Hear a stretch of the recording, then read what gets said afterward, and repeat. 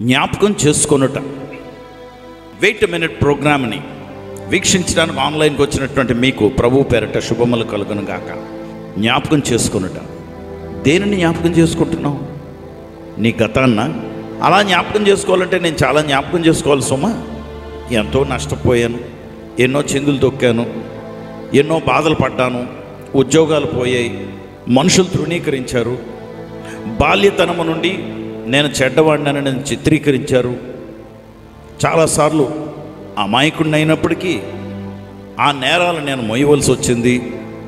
దీనివలన ప్రయోజనం ఏమీ లేదు. అందుకే యేసు ప్రభువారు కొరింథీయులకు రాసిన మొదటి పత్రిక 11వ అధ్యాయం 24వ వచనంలో పౌలుని దర్శించి ఒక సత్యాన్ని జ్ఞాపకం చేశారు. ఈ సత్యం ఏంటంటే, మీరు దేవుని బల్లను సమీపించినప్పుడు నన్ను జ్ఞాపకం చేసుకున్నట్టుకై ఇది చేయుడి అని రొట్టె విరిచి ఆ రొట్టెని శిష్యులకి పంచిపెట్టారు. పౌలుకి సత్యం చెప్పారు, నన్ను జ్ఞాపకం చేసుకున్నట్టుకై. ఏమన్నారండి? నన్ను జ్ఞాపకం చేసుకున్నట్టుకై అన్నారు. నీ గతాన్ని నువ్వు జ్ఞాపకం చేసుకోవటానికి కాదు. నీ గతాన్ని నువ్వు జ్ఞాపకం చేసుకుంటే యేసు ప్రభు వారి దగ్గరకు వచ్చి క్షమాపణ అడిగావా, క్షమాపణ ఇస్తే దేర్ ఎండ్స్ ద మ్యాటర్, అక్కడ అయిపోయింది. కానీ పదే పదే నువ్వు నీ గతాన్ని జ్ఞాపకం చేసుకుంటూ సాక్ష్యం చెప్తున్నానంటావు. ఎందుకండి సాక్ష్యం? సాక్ష్యం అంటే ఏంటో తెలుసా? యేసు ప్రభు వారు నీ కొరకు రక్తం కార్చారు కనుక నీ జీవితం మారిందని. అందుకే దాన్ని బట్టి అర్థం ఏంటంటే, నీలో మార్పుకి కారణము ఏంటంటే ఆయన్ని జ్ఞాపకం చేసుకున్నట. అంటే ఆయన త్యాగాన్ని, ఆయన నీ కొరకు రక్తం కార్చారని. నీకు స్వస్థత కావాలంటే ఆయన గురించి నువ్వు ధ్యానం చేసుకుని ఆయన గాయములను నువ్వు ఆశ్రయిస్తూ, ప్రభా మీరు పొందిన దెబ్బల చేత స్వస్థత కలుగుచున్నది అని పేతురు రాసిన మొదటి పత్రిక 2వ అధ్యాయం 24వ వచనంలో రాయబడ్డది కదా.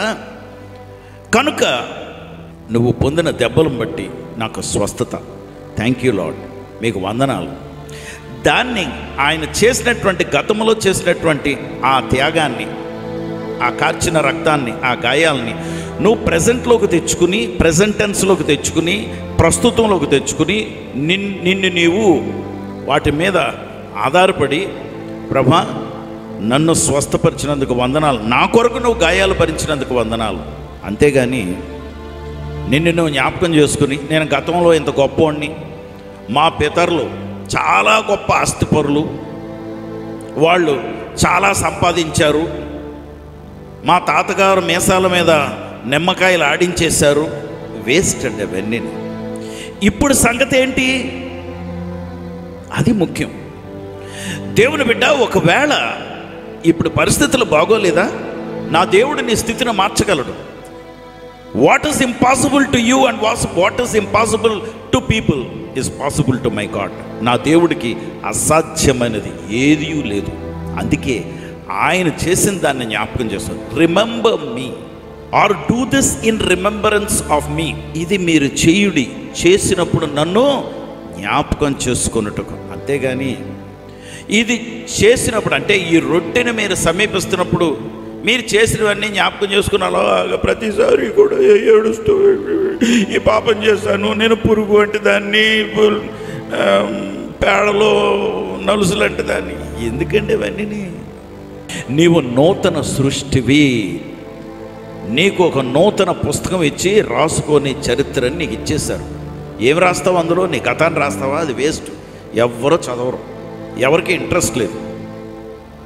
కనుక నీకు నూతనమైనటువంటి చరిత్ర రాస్తున్నటువంటి నా ప్రభువు నువ్వు ఆశ్రయిస్తే ఆయన నిన్ను ఆశీర్వదిస్తున్నాడు. హల్లెలూయా. పరిశుద్ధుడా ప్రభా, నీకు వందనాలు, స్తోత్రాలు. నీ బిడ్డలను జ్ఞాపకం చేసుకోండి. చాలాసార్లు whatever we do in our spiritual lives, మా ఆత్మీయ జీవితంలో ఏం చేసినా we try to remember what we have done, what great things our father or grandfather has done. మా పితరులందరూ ఏం గొప్ప చేశారో, నేనేం గొప్ప చేశానో అవన్నీ జ్ఞాపకం చేసుకుంటాం. అది వెదర్ గుడ్ ఆర్ బ్యాడ్, మంచిదైనా చెడైనా, అవన్నీ కూడా గతము గతః. కనుక ప్రభా, నువ్వు చేసిన దాన్ని మేము జ్ఞాపకం చేసుకుని నూతనమైనటువంటి అధ్యాయం మా జీవితంలో మేము ప్రారంభిస్తున్నాము. మమ్మల్ని ఆశీర్వదించండి. నువ్వు చేసిన దాన్ని బట్టి మేము మా జీవితాలు మార్చుకుంటున్నాం. నువ్వు కార్చిన రక్తంలో మా జీవితం మార్చబడ్డది. నువ్వు పొందిన దెబ్బలను బట్టి మాకు స్వస్థత. నీవే మా నూతనమైనటువంటి గమ్యానికి నువ్వు నడిపిస్తున్నావు. అందును బట్టి మీకు వందనాలు చెల్లిస్తూ యేసు నామములో ప్రార్థించి వేడుకొంచున్నాం తండ్రి. ఆమేన్.